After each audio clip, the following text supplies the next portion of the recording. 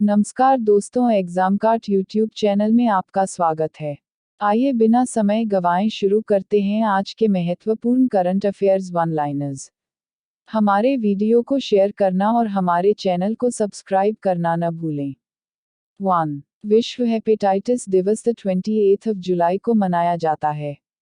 विश्व स्वास्थ्य संगठन हर साल 28 जुलाई को विश्व हेपेटाइटिस दिवस के रूप में मनाया जाता है।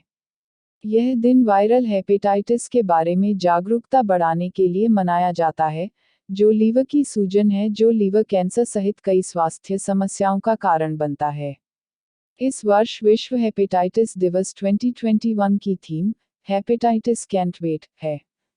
2. बसवराज बोम्मई कर्नाटक के नए मुख्यमंत्री चुने गए। भारतीय जनता पार्टी भाजपा विधायक दल ने सर्वसम्मति से लिंगायत विधायक बसवराज एस बोम्मई को कर्नाटक का नया मुख्यमंत्री चुना है। 61 वर्षीय बीएस येदियुरप्पा का स्थान लेंगे, जिन्होंने 26 जुलाई 2021 को इस्तीफा दे दिया था। वह 28 जुलाई 2021 को कर्नाटक के 23वें मुख्यमंत्री के रूप में शपथ लेंगे। इससे पहले बसवराज बोम्मई बीएसवाई में गृह मंत्री थे। सरकार वह हावेरी जिले के शिग्गांव से 2 बार एमएलसी और 3 बार विधायक रहे हैं। 3. विश्व प्रकृति संरक्षण दिवस 28 जुलाई। विश्व प्रकृति संरक्षण दिवस हर साल 28 जुलाई को मनाया जाता है। इस दिन को मनाने का मुख्य उद्देश्य प्रकृति की रक्षा के बारे में जागरूकता बढ़ाना और हमारे प्राकृतिक संसाधनों के संरक्षण के लिए सर्वोत्तम प्रथाओं को अपनाना है। पृथ्वी को सीमित मात्रा में संपत्ति की आपूर्ति की जाती है, जिस पर हम सभी पानी, हवा, मिट्टी और पेड़ों की तरह हर दिन भरोसा करते हैं। 4. राजनाथ सिंह तजिकिस्तान में एससीओ रक्षा मंत्रियों की बैठक में भाग लेंगे। रक्षा मंत्री राजनाथ सिंह शंघाई सहयोग संगठन एससीओ के सदस्य देशों के रक्षा मंत्रियों की वार्षिक बैठक में भाग लेने के लिए 27-29 जुलाई 2021 तक दुशांबे, तजिकिस्तान की 3 दिवसीय यात्रा पर हैं। वार्षिक बैठक के दौरान एससीओ सदस्य देशों के बीच रक्षा सहयोग के मुद्दों पर चर्चा की जाएगी और विचार विमर्श के बाद एक विज्ञप्ति जारी किए जाने की उम्मीद है। रक्षा मंत्री अपने तजिकिस्तान के समकक्ष कर्नल जनरल शेराली मिर्जो से भी मुलाकात करेंगे और द्विपक्षीय मुद्दों और आपसी हित के अन्य मुद्दों पर चर्चा करेंगे। 5. आईएमएफ ने वित्त वर्ष 22 के लिए भारत के आर्थिक विकास का अनुमान 9.5% पर रखा है।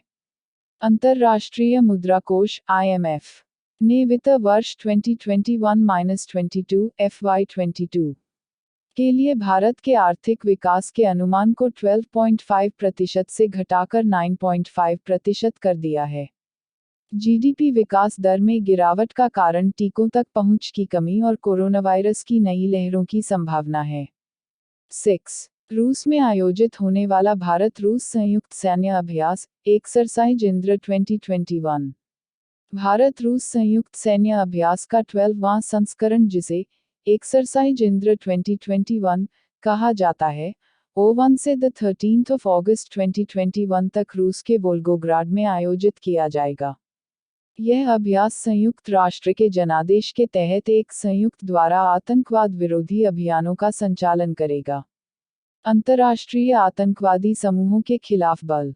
7. मोमिजी निशिया ओलंपिक में सबसे कम उम्र के स्वर्ण पदक विजेताओं में से एक बन गए हैं। जापान की मोमिजी निशिया इतिहास में सबसे कम उम्र की व्यक्तिगत ओलंपिक चैंपियन में से एक बन गईं, जब उन्होंने 13 साल और 330 दिनों की उम्र में उद्घाटन महिला स्केटबोर्डिंग स्वर्ण जीता। ब्राजील की राइसा लील 13 वर्ष और 203 दिन ने रजत और जापान की फुना नाकायामा 16 वर्ष ने कांस्य पदक जीता। 8. सरकार एनिमेशन, विजुअल इफेक्ट्स, गेमिंग के लिए केंद्र स्थापित करेगी। केंद्र सरकार ने भारतीय और साथ ही वैश्विक उद्योग को पूरा करने के लिए भारत में एक विश्व स्तरीय प्रतिभा पूल बनाने के लिए एनिमेशन, विजुअल इफेक्ट्स, गेमिंग और कॉमिक्स के लिए राष्ट्रीय उत्कृष्टता केंद्र स्थापित करने का निर्णय लिया है। इसे भारतीय प्रौद्योगिकी संस्थान, बॉम्बे के सहयोग से स्थापित किया जाएगा। सूचना एवं प्रसारण मंत्री अनुराग ठाकुर ने राज्यसभा में एक प्रश्न के लिखित उत्तर में यह बात कही। 9. आरबीआई ने जल्द ही डिजिटल मुद्रा पायलट की योजना बनाई है।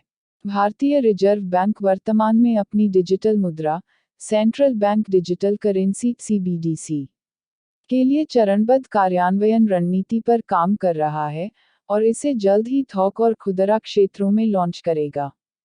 भारत पहले से ही डिजिटल भुगतान में अग्रणी है, लेकिन छोटे मूल्य के लेनदेन के लिए नकद प्रमुख है। आरबीआई वर्तमान में CBDC के दायरे, अंतर्निहित प्रौद्योगिकी, सत्यापन तंत्र, वितरण वास्तुकला और गुमनामी की डिग्री आदि की जांच कर रहा है। 10. पुरी गुणवत्तापूर्ण पेयजल उपलब्ध कराने वाला भारत का पहला शहर बना। पुरी भारत का पहला शहर बन गया है जहां लोग 24 घंटे के आधार पर सीधे नल से उच्च गुणवत्ता वाला पेयजल प्राप्त कर सकते हैं। इसने पुरी के लोगों को सीधे नल से गुणवत्तापूर्ण पेयजल एकत्र करने में सक्षम बनाया है।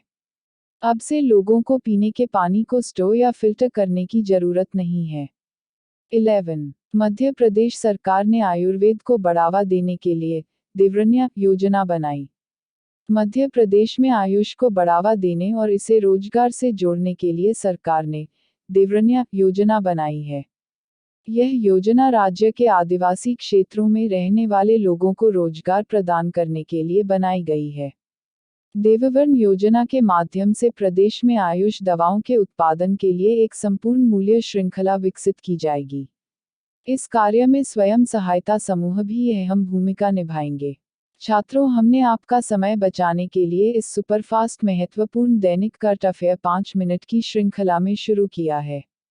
क्योंकि हम लंबे वीडियो देने में आपका समय बर्बाद करने के बजाय आपके चयन पर ध्यान केंद्रित कर रहे हैं।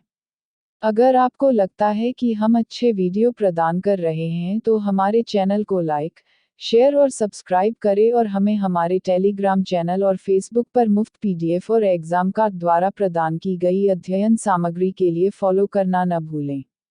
आपके समर्थन के लिए धन्यवाद। आपका दिन शुभ हो और अपना ख्याल रखें।